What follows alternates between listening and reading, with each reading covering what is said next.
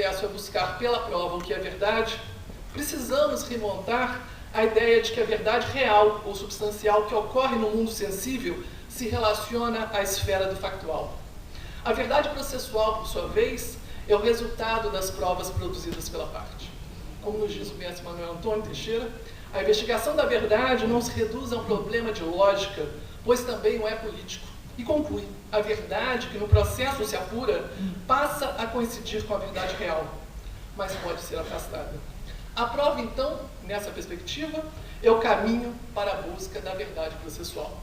E o objetivo e a finalidade das provas, no âmbito teórico e da plenitude do processo, ocorre quando a verdade real coincide com a verdade processual. Diz-se que o conteúdo ético do processo autoriza-se a ouvir em casos de confissão. E a finalidade da prova também, portanto, traz em si este conteúdo ético. Em segundo lugar, quando se fala em prova, há que se relacionar com a fundamentação. O princípio da persuasão racional desautoriza o juiz a julgar fora da fundamentação das provas. É claro que sabemos que há fatos que não dependem de provas, e a conferência anterior nos bem brindou com os fatos incontroversos, os fatos confessados. O CPC do Brasil diz que não dependem de provas fatos em cujo favor milita a presunção legal de existência de veracidade, está lá no artigo 334 do nosso Código de Processo Civil. Do ponto de vista constitucional e processual, um terceiro âmbito da questão da prova, o direito de produzir a prova está compreendido no direito de defesa, nos diz Estevão Mallet. Permitir a alegação, mas impedir a prova do alegado é o mesmo que nem permitir alegar, diz este autor. E equivale, pois, à denegação de justiça. Por fim, de uma perspectiva da prática trabalhista, e por fim ainda nos pressupostos, enfim, a prática trabalhista nos traz algumas questões sobre a prova. A diferença entre a verdade real e a processual, este descompasso, que, do ponto de vista teórico, denuncia a ética do processo e a finalidade da busca da verdade, na prática trabalhista é demonstrado muitas vezes o descompasso como incúria e negligência de uma parte. Bom advogado é aquele que prova, não os fatos apenas, mas a sua construção de uma verdade que é a verdade processual.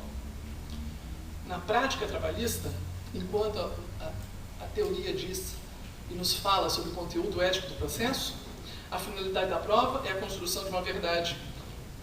Quem de nós não disse e não pensou que desastrado é a parte ou advogado que produz prova em favor da outra parte? O que acontece muitas vezes nas lides forenses.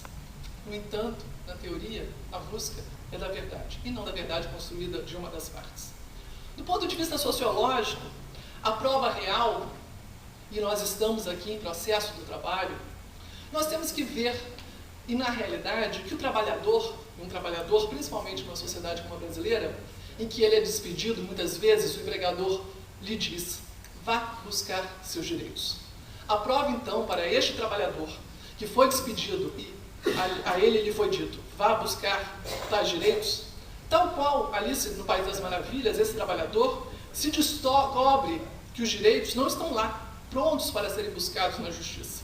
Eles precisam ser conquistados também no processo. E a busca, essa busca pelos seus direitos, para que ela frutifique, o trabalhador necessita da prova, e é a prova que ele precisa provar. Qual advogado, ao fazer uma anamnese prévia com o reclamante das condições do processo, não indaga, mas você tem prova do que você diz? E o trabalhador, este sim, numa ética concreta do cotidiano, que busca seu direito, olha para suas testemunhas e pensa, fulano sabe, mas ele está trabalhando. E se ele está trabalhando, eu não posso expô-lo, porque ele pode ser demitido. Essa é a gramática do social. E essa é a gramática trabalhista dos corredores da Justiça do Trabalho, onde, antes da prova ser oficialmente produzida, ela é discutida e avaliada. Os nossos salões dos passos perdidos dos julgamentos penais são os corredores abarrotados da Justiça do Trabalho. Numa sociedade em que a ausência de estabilidade e garantia no emprego constitui obstáculo do acesso à justiça, e ela, muitas vezes, é a própria prova. Afinal de contas, a testemunha, num direito que se caracteriza pela primazia dos fatos sobre os documentos, deve ser protegida. Proteção à testemunha. Bem, há aqui um livro organizado pelo professor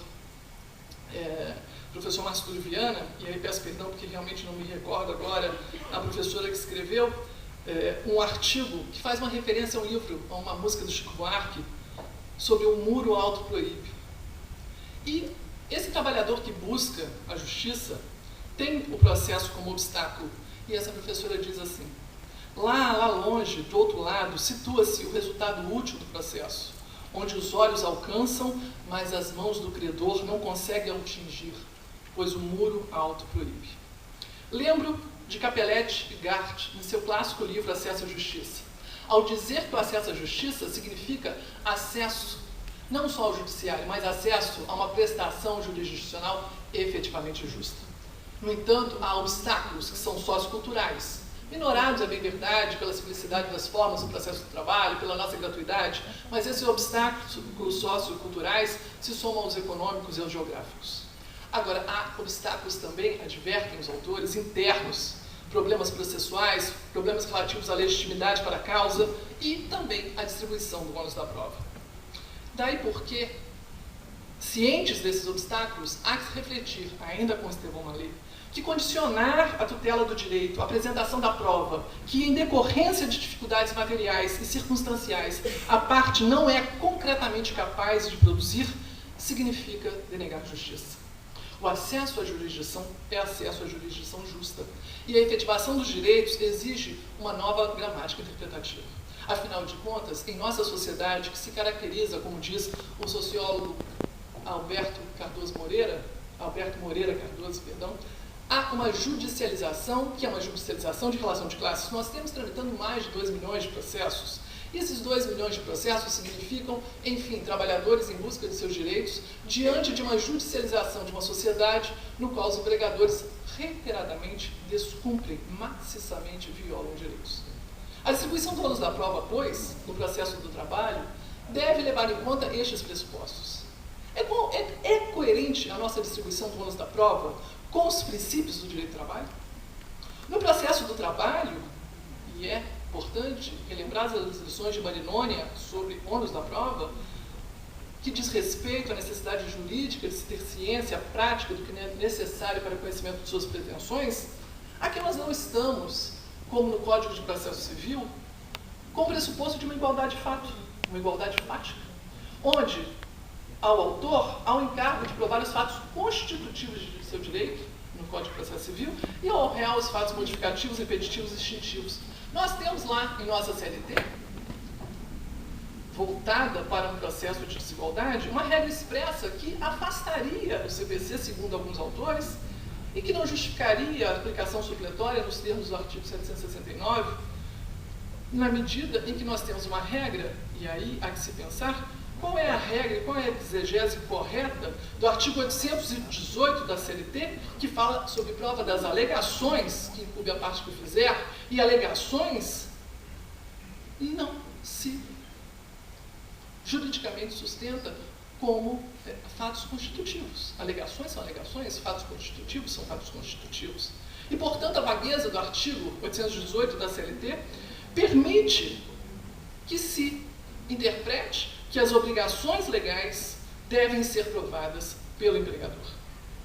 Por outro lado, ainda que se admita a possibilidade de outros direitos processuais virem a nos ajudar aqui, interpretando e dando uma concretude maior, atualizando o artigo 818 da CLT, há que se pensar sobre qual é a regra processual adequada que seja coerente, lógica e que esteja em consonância com os princípios do direito do trabalho, portanto, resista e ultrapasse a chave de supletoriedade e de subsidiariedade que os artigos 8º e 769 da CLT nos impõem para buscar no direito o outro. Seria o Código de Processo Civil ou seria o Código de Defesa do Consumidor? Afinal, nós não estamos aqui num direito que é um direito que se caracteriza pela tutela da hipossuficiência, por que irmos a um direito que é o direito dos iguais, quando nós temos uma semelhança ou uma analogia com aquele direito que tutela os vulneráveis? O direito do consumidor hoje fala em vulnerabilidade e fala também em hipervulnerabilidade. Ora, se o consumidor é vulnerável, e também o trabalho é, porque nós temos aqui um conjunto de disposições que não interessam apenas ao trabalhador provar, mas que interessam à sociedade ver como provadas, pois estamos aqui diante da efetivação no processo de uma ordem pública social.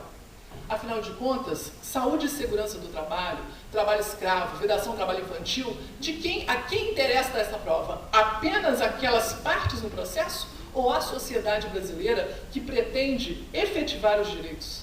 Que pretende que essa ordem pública social instaure na materialidade uma sociedade mais justa e democrática? Dito isso, é importante lermos o que a regra do Código de Defesa do Consumidor nos traz. Traz o princípio da aptidão para a prova. O artigo 6º do Código do Consumidor, inciso 8º da Lei 8.078 de 90, exige, abre aspas, a facilitação da defesa de seus direitos, inclusive com a inversão do ônus da prova em seu favor no processo, quando, a critério do juiz, for verossímil a alegação ou quando for ele hipossuficiente, segundo as regras ordinárias da experiência. Se o processo do trabalho já foi, a seu tempo, a vanguarda nas transformações do direito, hoje o direito do consumidor tem sido a vanguarda. E aqui, nessa vanguarda, há, a exigência de verossimilhança de suas alegações, e 2, há o reconhecimento pelo juízo da hipossuficiência do economicamente debilitado. Ora, não estamos falando de direito do trabalho? E por que irmos lá no Código de Processo Civil, quando temos aqui, para ser utilizado supletoriamente, com mais lógica, enfim, o Código de Processo, as regras do direito do consumidor, que, aliás, diga-se de passagem, remete a uma lição clássica de Carnelucci. Carnelucci já se referia à conveniência de se atribuir a prova à parte que esteja mais provavelmente em situação de dá-la, e assim, com base numa regra de experiência, a qual estabelece qual das partes esteja em melhores condições para fornecer a prova do fato, se estabeleça o ônus da prova.